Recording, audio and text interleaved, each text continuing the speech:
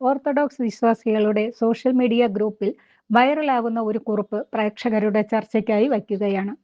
കഴിഞ്ഞ ദിവസം ആരംഭിച്ച ഓർത്തഡോക്സ് സഭ സുന്നഹദോസിൽ മെത്രാൻ തെരഞ്ഞെടുപ്പ് സ്ക്രീനിംഗ് കമ്മിറ്റി ലിസ്റ്റിനെ സംബന്ധിച്ച് വളരെ നീണ്ട സമയം ചർച്ചകൾ നടന്നിരുന്നു.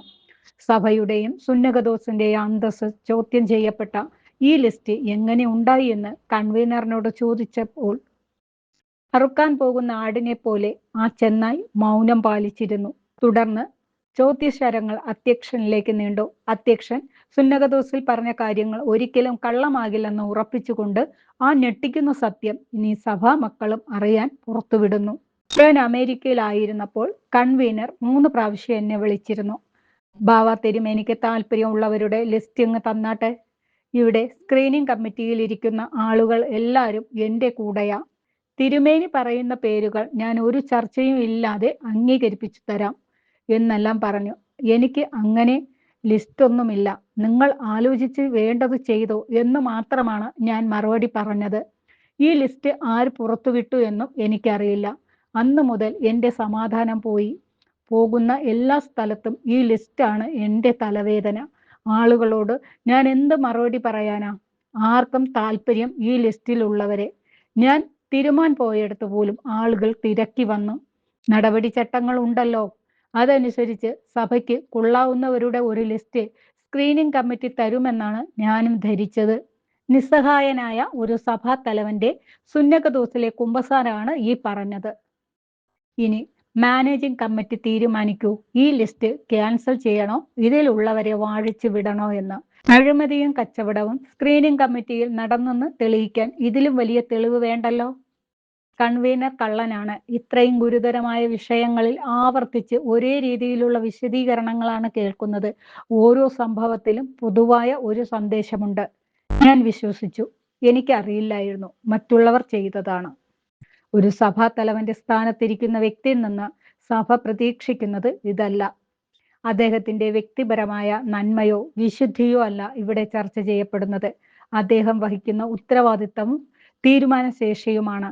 സഭയെ നേരിട്ട് ബാധിച്ച പ്രധാനപ്പെട്ട വിഷയങ്ങൾ ഒന്ന് ഓർത്തു നോക്കൂ.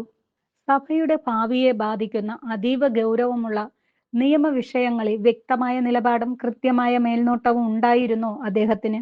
അതോ പിന്നീട് വിശദീകരണങ്ങളിലൂടെ ഉത്തരവാദിത്തം മറ്റുള്ളവരിലേക്ക് മാറ്റുകയായിരുന്നോ?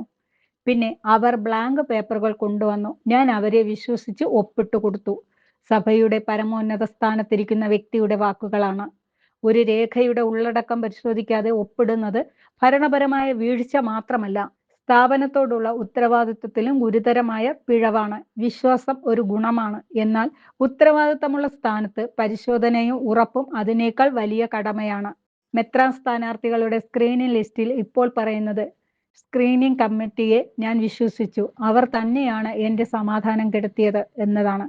എന്നാൽ സഭയുടെ ചരിത്രത്തിൽ ഇത്രയും വിവാദമായ ഒരു പ്രക്രിയയിൽ അന്തിമ ഉത്തരവാദിത്തം ആരുടേതാണ്? ഒരു കമ്മിറ്റി തെറ്റിയെങ്കിൽ അതിൻ്റെ മേൽനോട്ടം വഹിക്കേണ്ടത് ആരാണ്? പിന്നീട് എനിക്കറിയില്ലായിരുന്നു എന്ന് പറയുന്നത് ഉത്തരവാദിത്തത്തിൽ നിന്ന് ഒഴിവാകാനുള്ള മറുപടിയാകാൻ പാടില്ല.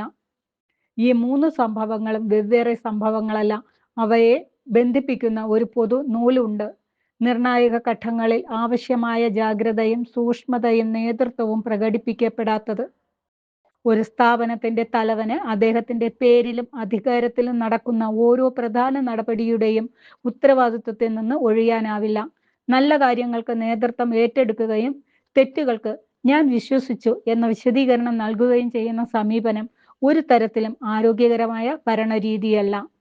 അതുകൊണ്ടാണ് ഒരു അടിസ്ഥാന ചോദ്യം ഉയരുന്നത്.